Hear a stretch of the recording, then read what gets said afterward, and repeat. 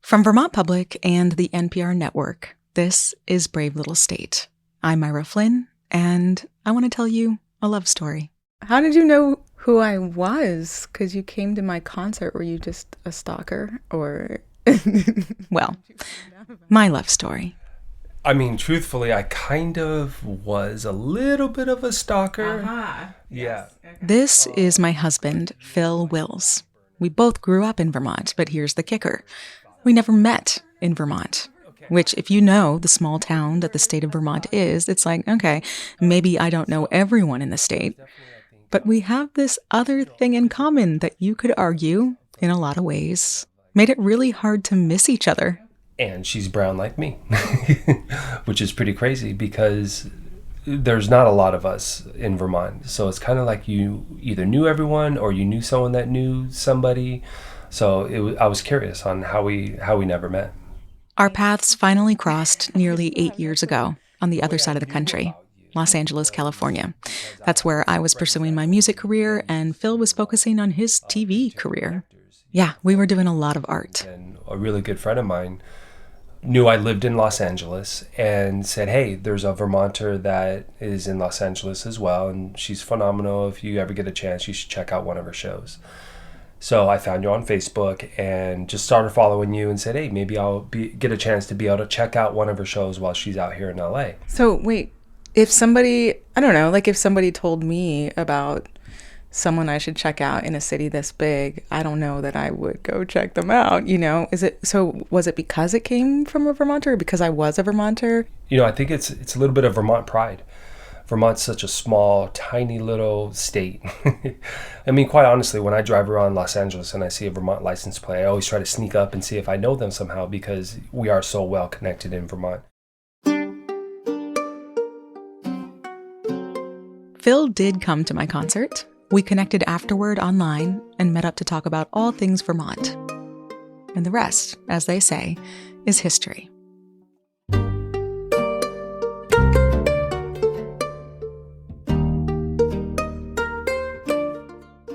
I still really value that my husband is a Vermonter, and a Black Vermonter at that.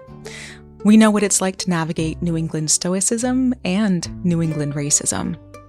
We both know how to prepare for the onslaught of challenges life throws our way with the same grit we used to prepare for winter. We parent from a place of similar values and expectations for our daughter around perseverance and self-sufficiency. And though we are artists, we approach our creativity with the ethic and panache of a dairy farmer. Being a Vermonter is part of our identity, even though we live in California. It's part of Jesse Wingate's identity, too, even though he lives in Virginia. I've never once called myself a Virginian, and I still don't know if I could, even though I've been away from Vermont for so long. Jesse Wingate grew up in North Troy in the Northeast Kingdom of Vermont. He bounced around the state in various corners, and then about a decade ago, his partner got a better job opportunity elsewhere. So they said, what the heck, let's give it a go. But even though he's left Vermont physically, he's still got Vermont on his mind. I know that this is probably cliche, but I miss Maple Creamy. I miss the mountains. I miss hiking. I miss the soil. We had this beautiful soil. I miss the rivers. I miss the general stores. I miss the political climate. I think particularly when I was in Burlington, I miss the diverse art scene. I miss co-ops. Oh, I miss co-ops. Yes, I miss the co-ops.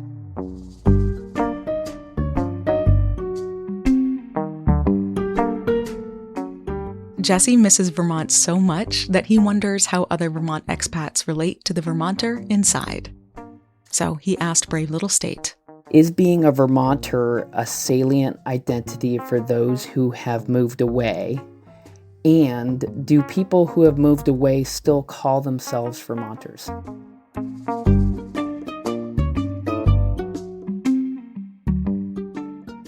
We'll be right back. Support for Brave Little State comes from Union Bank of Vermont and New Hampshire, helping Vermonters buy homes and local businesses create jobs since 1891, offering residential, municipal, and commercial loans. ublocal.com. And Horsford Nursery Charlotte, partnering with Vermont schools to plant Arbor Day trees for 30 years. Native trees for your spring plantings are available at the nursery and online. Opening day is April 15th. Complete plant catalog and pricing at horsfordnursery.com. J.P. Candelier grew up about 15 minutes from me in Vermont in the small town of Bethel. Now he lives about 15 minutes from me in Los Angeles. We haven't actually seen each other now for more than a decade, but we have stayed in each other's lives virtually, and I thought about him immediately after learning about our question asker Jesse's curiosity. So I invited him over to reconnect with my family. Okay. Abby, what's your favorite thing about Vermont? All the snow. Yeah? It's not too cold for you? And then we sat down for an interview so I could learn more about his own westward journey. The LA chapter of JP's life started 12 years ago because of a job. The company I was working for in Vermont, they decided to open an office in Manhattan Beach. I literally, as soon as they announced that, I went directly to my manager and I asked, can I go? And within 3 months I had come out here. And I wasn't convinced when I first got here that I was going to stay because I had so many friends in Vermont. I quit 4 bands to move here. I was in 4 bands. And I quit them all to move out here. And I was pretty lonely. And the sad thing is, even though LA is full of musicians, I'm not in a full-time band. I haven't really had the same kind of success in music as I did in Burlington. That was something that was somewhat unique to Burlington compared to LA. I miss that, being part of that community. Do you still identify as a Vermonter out here in Los Angeles? Yeah, I think for the most part, I definitely do. I think of myself as a transplant from Vermont in LA. And even though I've been here 12 years, I'm married, 2 kids, have a house, probably going to be here for, who knows, maybe the rest of my life, I still feel like a transplant. Just like a few days ago, I was talking about, my wife was complaining how cold it was, and I was like, we used to go in the sauna at my friend Aaron's house in the middle of winter, and then we'd run out naked and jump in the snow, and she couldn't fathom when if I'm driving on the highway and I see a car with a Vermont license plate, I get excited and try to speed up and see if I know them, even though I never know who they are.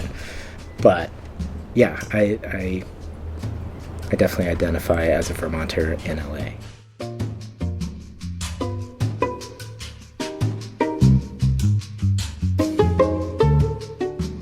I don't think of myself as a typical Vermonter because I am a person of color.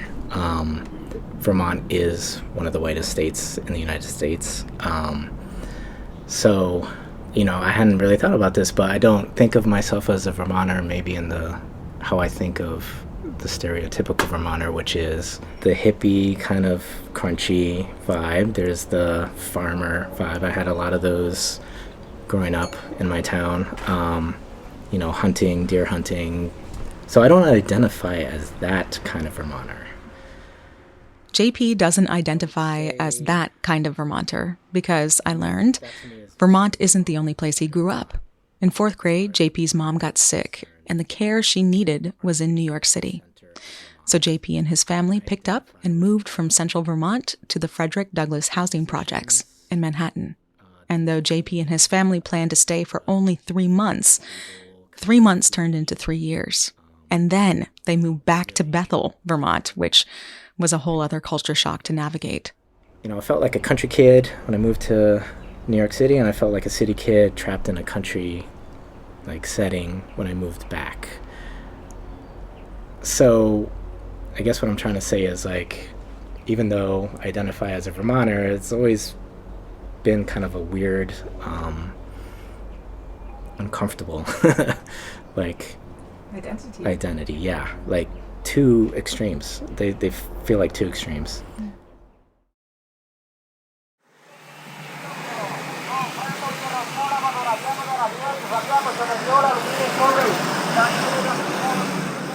My name is Shannon Orlin, and I was raised in Burlington, Vermont, and I now live in Cabarete, which is a little windsurf town on the north coast of the Dominican Republic. The sounds you're hearing are from that little surf town. I asked Shannon to record them. But long before Shannon was here as a resident, she was coming here on vacation. Shannon went to college at Norwich University in Northfield. Often, when she and her husband both had time off, they would travel to the DR. After college, they stayed in Vermont but kept this tradition alive. They'd go pretty much every year, but on one of their visits in 2020, the world shut down because of COVID, and they found themselves stuck.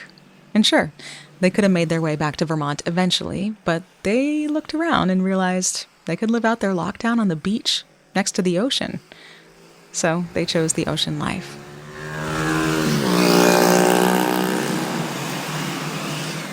That was 5 years ago, and they're still there.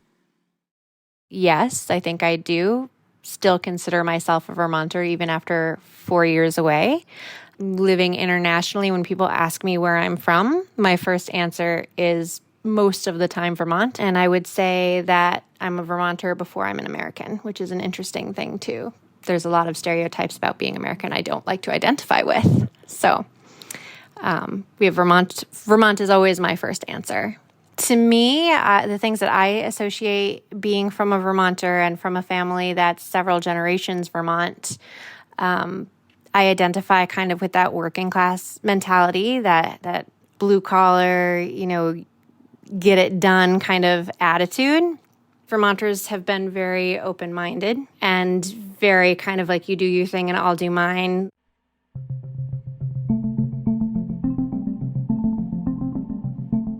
I think there's an invisible ceiling in Vermont that you don't recognize is there until you leave.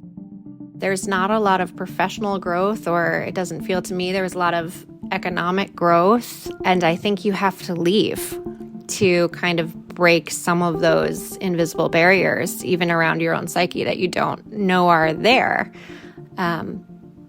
because you just kind of go through the motions, whether you realize it or not. And when you are removed from that, you can see that there's just so much more. I mean, Vermont has some diversity. It's a refugee resettlement community, which I'm grateful to have grown up into, but that is still such a small piece of the diversity that's out in the world globally. It's just the tiniest snapshot that I was really proud to have growing up, because I was like, look, I'm in Vermont, but in the 90s, all the Bosnians came in, and then the Somalians, Vietnamese, and all of those waves. I remember those waves of cultures coming through the Burlington area, specifically when I was growing up, and being really grateful for that, because I thought I was being exposed to new ideas and new cultures, but it was like just the tiniest drop, really.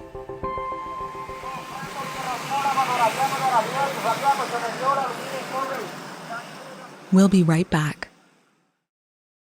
Support for Brave Little State comes from SRH Law, a law firm with a mission dedicated to helping clients create a positive, lasting impact by working to secure our energy future, build more inclusive communities, and advance a values-led economy. Making a difference is their practice. srhlaw.com.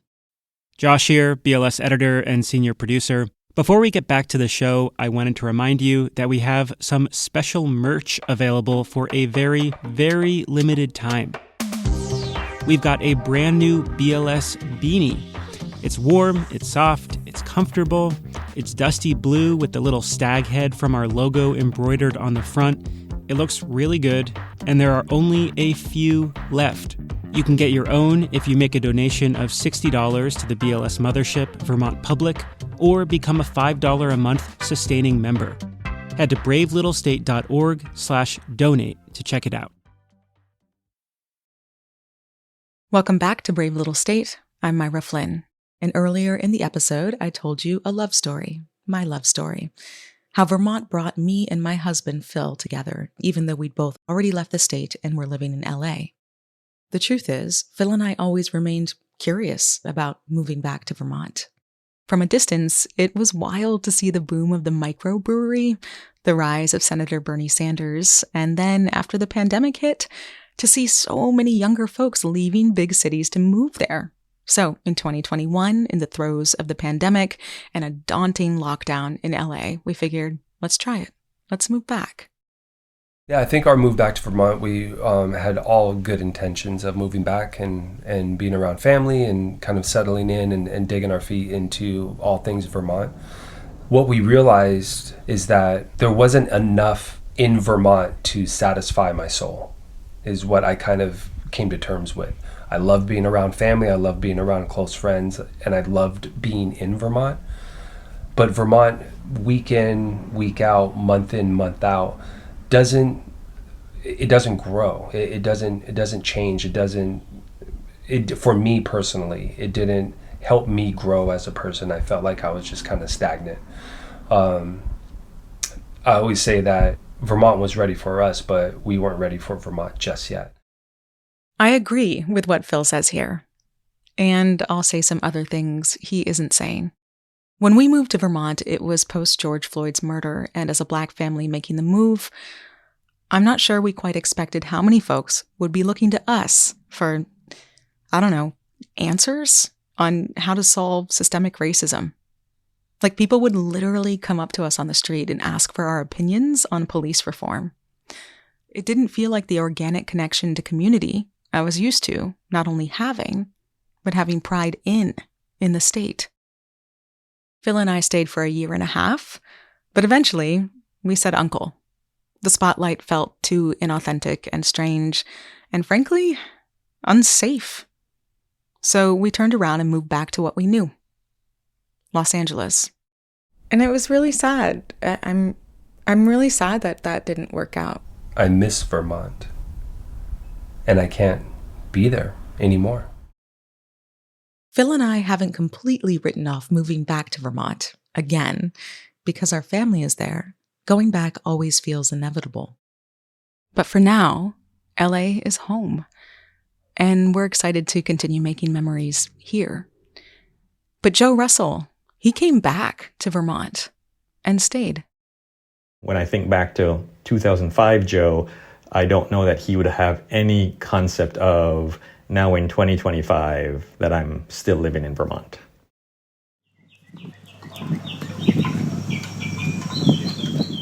Joe Russell grew up in Jamaica, not Jamaica, Vermont, like Jamaica. And growing up there, he'd never heard of Vermont until a close friend of his began working at the University of Vermont and suggested he apply for a job there, working in residential life. This was 2005, and Joe did apply and got the job. So off he went to Vermont on a work visa. When that visa expired, Joe had to move back home to Jamaica, and he settled back into life on his home island.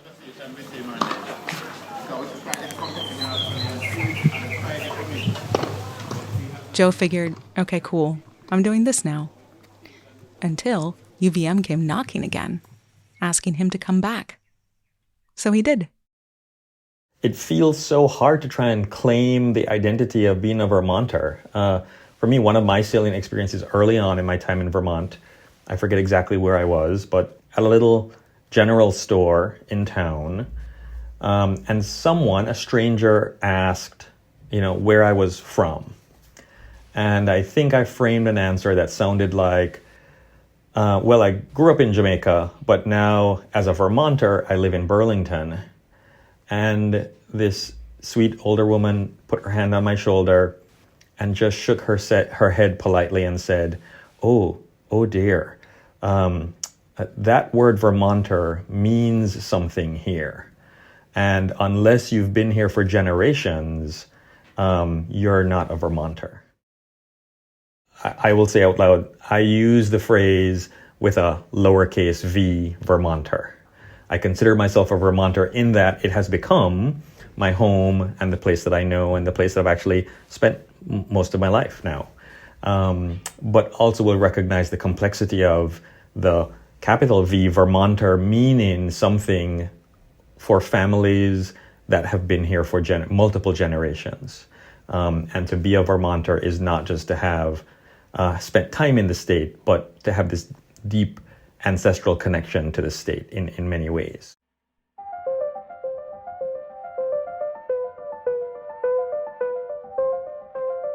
In Vermont, there is this culture of close community, but also fierce, independent self-reliance. I want to be around others and I rely on community, but the value of you should be able to take care of yourself, get through a winter, do what you need to do, I think is a fairly Vermont thing. And to compare and contrast that with culture at home in Jamaica, which to me is very communal, very collectivist, very strangers are family. And it's not odd to offer a ride to a stranger, to ask for some help from someone that you might not know well. It's such an interesting thing for me to kind of like parse around, am I becoming more of a Vermonter or New Englander in this individualistic society? Or how do I hold on to some of my Jamaican roots that are, strangers can be family. So, I think I have adopted a little bit of Vermont culture. It's kind of like Jamaican fusion. It's kind of like my version of, I've made my Vermont experience suit me.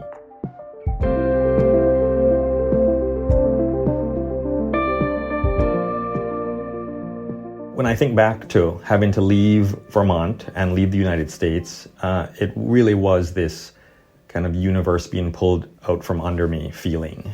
So I was working at the time, was in the United States here on a work visa, and that work visa had a fairly finite clock to it. Everybody knows that at some point the end of the work visa happens. And so when that happened, I moved back home to Jamaica. And so at the time had really started to build really close, tight-knit relationships and friendships and started to build a life for myself here in Vermont. And all of a sudden, it was kind of that upheaval of having to move home occurred. Certainly when I left Burlington, when I left Vermont and said goodbye to friends, in my mind, I was also closing a chapter. I could foresee myself visiting potentially someday, but also in that moment, never thought of myself as ever living in Vermont again. Did you miss it? Absolutely. Some of it was specific to community that I built, friendships. Burlington is a pretty special place. My local barber knew me. The coffee shop I went to, they knew my name, right? Like there was an intimacy to life that also to me felt very special. And in moving home, though some of those elements were present at home, there absolutely was this mourning and grief and loss of leaving behind the life that I had created in Vermont. And again, when I had left it, it was clear in my mind. I was like, well, goodbye, Vermont. It was great, but I don't think I'm going to see you ever again. Maybe to visit, but not to live.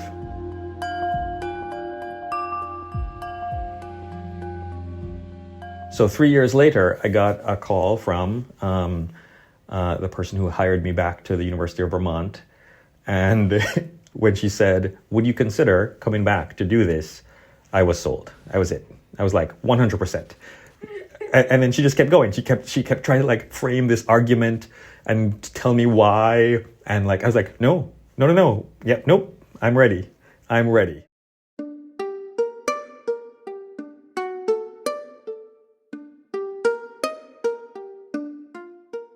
It's interesting now that having lived here in the state for a total number of years, that is not insignificant anymore. The frequency with which I get asked the question, well, where are you from? Over time, I have become a little bit more either playful or petty, depending on how you take it and depending on the day. When those questions are asked, where are you from? Oh, I live in Middlebury. Oh, no, but where are you from? I said, well, right now I live in Middlebury. I'm from Middlebury, Vermont. What do you mean?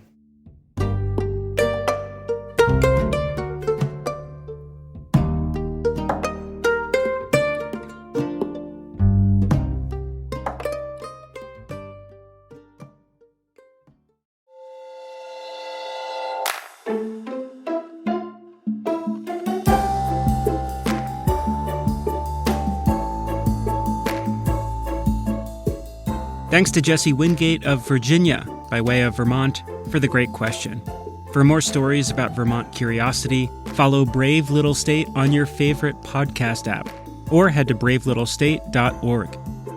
We've also been sharing a lot of awesome videos on our Instagram. You can follow us there too at BraveStateVT. This episode was reported by Myra Flynn.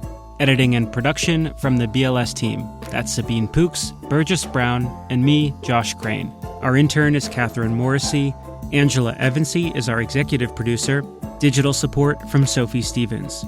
Our theme music is by Ty Gibbons. Other music by Blue Dot Sessions. Brave Little State is a production of Vermont Public and a proud member of the NPR Network. This is Tanya Mosley, co-host of Fresh Air. You'll see your favorite actors, directors, and comedians on late-night TV shows or YouTube. But what you get with Fresh Air is a deep dive. Spend some quality time with people like Billie Eilish, Questlove, Ariana Grande, Stephen Colbert, and so many more. We ask questions you won't hear asked anywhere else. Listen to the Fresh Air podcast from NPR and WHYY.